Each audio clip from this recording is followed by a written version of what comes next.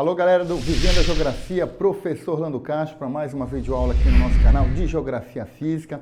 E hoje nós vamos falar da deriva continental. Nós vamos dar continuidade ao nosso estudo sobre o sistema Terra. Vem para cima, vem comigo!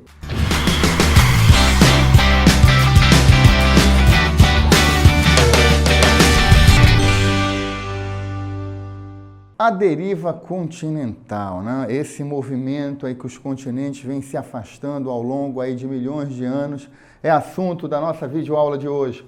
E para começar a nossa videoaula, 3 perguntas vão movimentar a nossa aula de hoje. Acompanhe aqui comigo. O que é a deriva continental? Por qual razão os continentes se afastam? Como podemos comprovar isso? Então é isso que vai mover a nossa aula de hoje, né? Esse movimento dos continentes.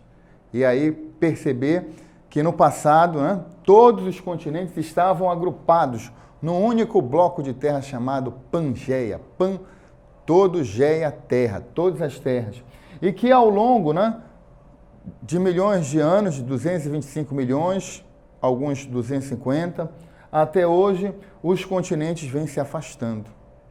E o que provocou isso aí? Como se descobriu isso?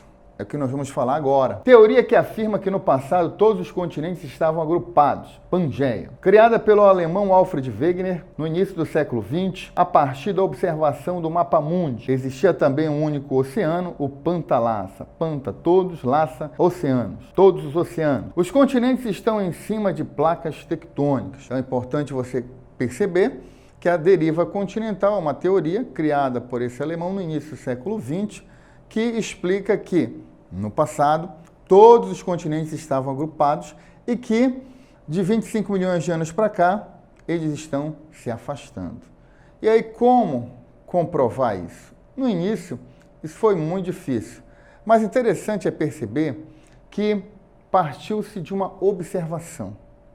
Ao olhar o paralelismo dos continentes, da América e da África, percebeu ou se levantou a hipótese que no passado não poderia aí esses continentes estarem agrupados. No início do século XX, como não tinha um avanço da sismografia, né, da teoria das placas tectônicas que vão reforçar e vão consolidar essa teoria, muito se questionou a ideia do Wegener, né? E com o passar dos anos, né, ela caiu no esquecimento. E voltando lá pelos anos 50 e 60, com aí a teoria das placas tectônicas, né, que a crosta, né, está fragmentada e que ela se movimenta.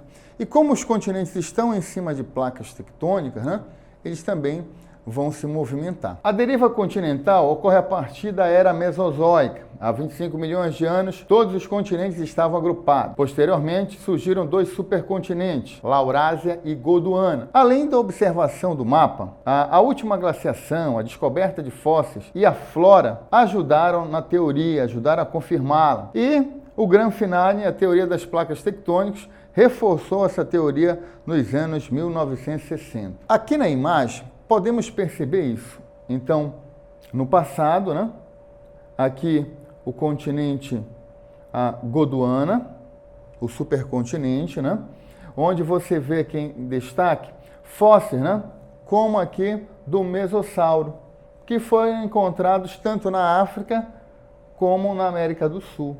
A flora também de Glossopteris, né, também encontrado na América do Sul, na África, né, na Índia, na Antártida, até mesmo na Austrália.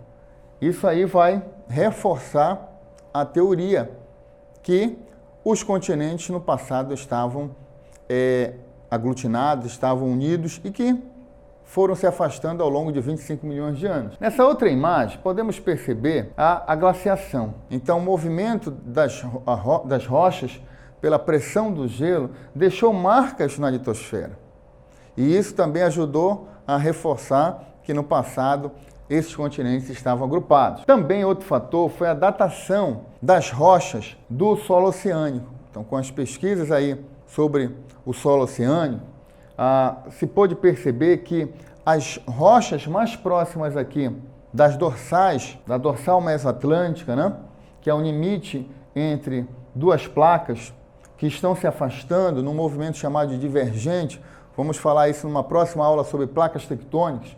Se percebeu aqui que as rochas mais próximas das fendas, dos limites, né, são mais novas. Aqui, por exemplo, há 9 milhões de anos.